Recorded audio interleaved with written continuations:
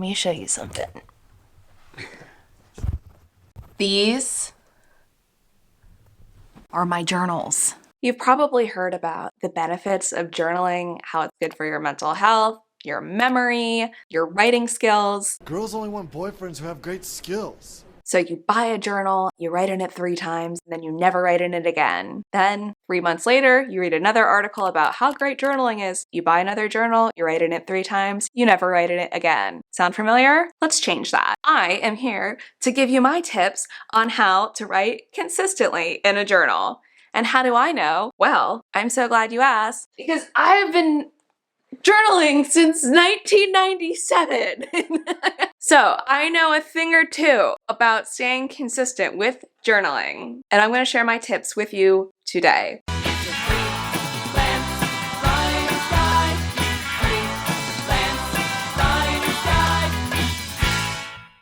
I've been keeping a diary since 1997. That's almost 26 years ago for anyone who's counting. I started on September 2nd, 1997. I originally started because I was super into the movie Harriet the Spy. So me and my friend Lucy we had little notebooks and we would write in them, and then we would spy on our neighbors and stuff. It's kind of weird. That's how it started though. Like, I just wanted to record my life. I don't know, I would like come into consciousness and realize like the fleeting nature of life, and I wanted to record as much as I possibly could so I could remember as much as I possibly could. It didn't become like introspective or talking about emotions for years. Arguably, according to my therapist, like not until I quit drinking when I was 30, but I did write about my emotions sometimes. It was mostly just like a list of complaints, a list of grievances. The airing of grievances. But why do I continue to write in a diary? For one, it's just my identity now. So if you just make something part of your identity, you'll probably just do it forever, because who would you be if you stopped? I can already see how much it's helped my memory since 1997. I really treasure the memories that I wrote down, especially like if they're about someone who has passed away. Like, for example, this is my first ever journal. On the 4th page is an interview with my grandma Winnie, who passed away in 2009. So it's just so special to me. Where would you like to go for a trip? And she said Hawaii. I don't think she ever went to Hawaii. God, all my stories are like, and then they died. Sorry. Okay, but I also, now that I'm an adult and I've been in therapy for like 4 years, I also definitely journal for my mental health. When we get to the tips, I'm going to share my process on how I do that and like actually integrate the things that I've learned into my real life. Journaling does help me when I feel overwhelmed. Like if I have a lot of stuff going on, it just helps to literary diarrhea all over some pages, get it all out. Once it's out, it's not in my head anymore, and I feel free. I feel lighter. It also kind of like helps me to like prioritize things, get things in order, and like, what am I gonna do about this? And sometimes like when I write it all down, I'm like, oh, that's like literally 2 things. So I'm fine. I also use it as a tool for therapy because I meet with my therapist like either every week or every other week, and I don't always remember like what my emotions were every single day and everything that happened. So writing in a diary helps me keep a little bit better track of what's been happening and how I've been feeling. And I'm not even like super great with keeping track of all the details of my day. We'll talk about that in a little bit, but it does help. It just helps to jog my memory. It also helps me to identify and work through my emotions. Sometimes just like having the journal in front of me and I'm like, how do I feel? And like really try to tune in, and then I can write that down and like work through it. Because I do the pathway from To Be Magnetic, which I love, and I do recommend it. It's a manifestation course. Yes, I'm into manifestation. Yes, I am like that. It's helped me, and I've manifested some great things, and I can't wait to tell you. Yeah, part of that program, that philosophy, is that you want to identify your patterning. Like, how do you manifest things and what has to happen first? Just having the journal helps me to identify my patterning, and also, like, I have complex PTSD, so I have flashbacks a lot. It also helps me to like identify what triggered the flashback, and then I can start working through those triggers and healing my brain. I think that's pretty much it. That's why I journal.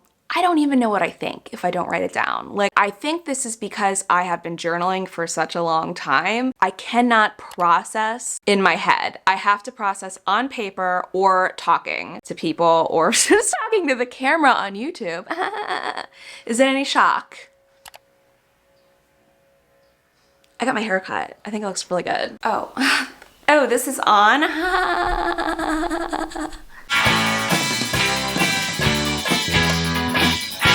Step 1, buy a physical journal. A lot of people will recommend doing something in your notepad on your phone or using Notion or something. In my opinion, you get the best benefits out of it if you actually physically write. And I did spend like a couple years doing a digital diary when I was a digital nomad. Bonjour.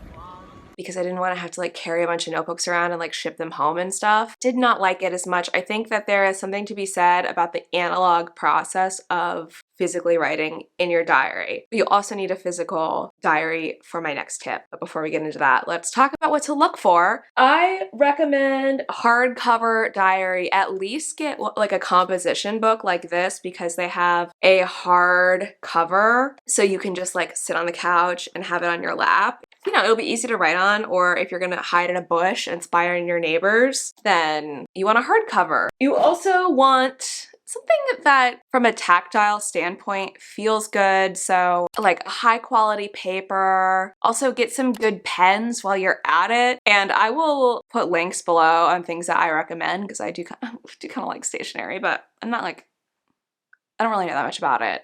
I just go to Target. But the goal here is to make the process of writing like as pleasant as possible. You want it to feel good when you do it. You want it to like sound good when you do it, like that sound of like the pen on the paper. Ooh. Ooh, I love that sound. This is just a side tip, a side optional tip. Spend like more money on it than you would usually spend on a notebook. Invest in something higher quality, because I've noticed if something feels expensive to me, like I invested a lot in it, then I am much more likely to use it and enjoy it. That's just me. Maybe your brain doesn't work that way, but that really helps me. Tip 2 is to tie journaling onto an existing habit that you're already doing. This is pretty standard habit creation advice. I think it's from James Clear. I don't know. For me, I always write in my diary while I'm drinking my second cup of coffee every morning. It's part of my morning routine. Oh, if you're curious about my morning routine, you could watch this video. Or it's on this side. I don't know. I'm going to be drinking that second cup of coffee anyways, so I might as well write on my journal, but you don't have to do it that way. Like, you could put it on your bedside table, so you write in your diary when you wake up in the morning or before you go to bed at night. You could put it on your coffee table in the living room, so when you get home from work and you sit down on the couch to watch TV, you could write in your diary for 20 minutes. Or 10 minutes, or 1 minute. You could put it in your car. So when you are done with work, you get in the car, you write in your diary, you drive home. Physically put it somewhere where you will see it while you're doing the thing that you're already doing every day anyways, and then you'll write it in your diary. I mean, you could put it next to your toilet if you want to write while you're on the potty. My next tip is to aim to just write a little bit every day. Like, the goal is to open it up, put the date, and write one sentence. Then if you feel like you're gonna keep going, just keep going. If you don't want to, don't. But the hardest thing is just sitting down and opening the diary. And I think that you'll find that once you do that, you are more likely to write a lot. Don't give yourself some kind of goal. I'm gonna write 3 pages every day. I'm gonna finish this journal in the next month. Like, don't do that to yourself. I used to do that to myself.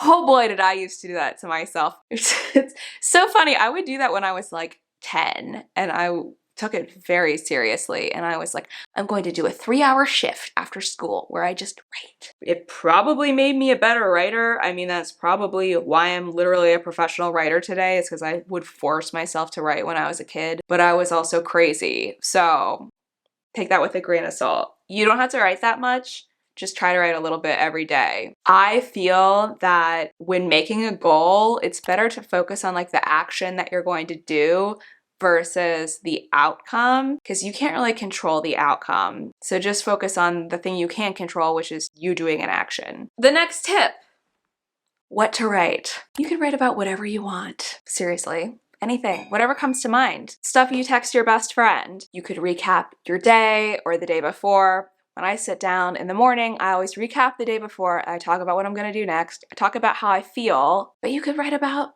things that annoy you. You could make a gratitude list. You could write about something that you learned. It literally does not matter. Just start writing. Then lastly, this is my last tip. What's the point of writing in this diary if you never read it again? If you do actually like identify all these personal insights, but then you immediately forget them, what's the point? Why does it feel good? But you're not really getting the most out of it that you could if you don't read it again and reflect. So pick one day a week. I do Monday mornings and I go through the past week and then I make a chart. And the chart says happy on one side and unhappy on the other side. As I'm reading through the entries, I make a bulleted list of the things in the past week that made me happy and the things in the past week that made me unhappy. Then when I'm working on organizing my week and creating my to-do list, I'm trying to put more of the things on my to-do list that make me happy, and I'm trying to eliminate the things that make me unhappy. I didn't invent this. This is from Buddhism, I think. I read it in some Buddhist text, now I don't remember. I believe that is the core principle of Buddhism, is to try to eliminate the things that make you unhappy and do more of the things that make you happy. I'm like fulfilled, like feeling good. It doesn't necessarily have to be like happy. And then after that, do I read them again? Ooh. Okay, when I started doing therapy 4 years ago, my therapist asked me to read all of these, and that was a wild ride. That took such a long time to do. I mean, these are like 200 pages each, and my handwriting is bad. It took a long time. I will try, sometimes I try to read them like at the end of the year or around my birthday. I'll go back and try to like reflect on the past year, but it's a time commitment. It takes like a few days to do. Bonus tip, if you don't want anyone to read your diary, have terrible handwriting. This is what my handwriting looks like. Completely unintelligible. Okay, so confession. I started reading excerpts from my old diaries and then I got really carried away with that, and then I completely forgot to film an outro for this video. So it's a couple weeks later. So anyways, I would love to hear if anybody else keeps a diary, if anybody else has been keeping a diary this long, longer, or if you have any other tips for staying consistent with it. And if you like this video, subscribe and we can be buddies. It would be so much fun. Watch for deer. Also stay tuned because I will be doing a video of me reading my diary because it is ridiculous. The entry from 9/11 is insane. Like, what was wrong with me? Okay, that's all. Okay, bye.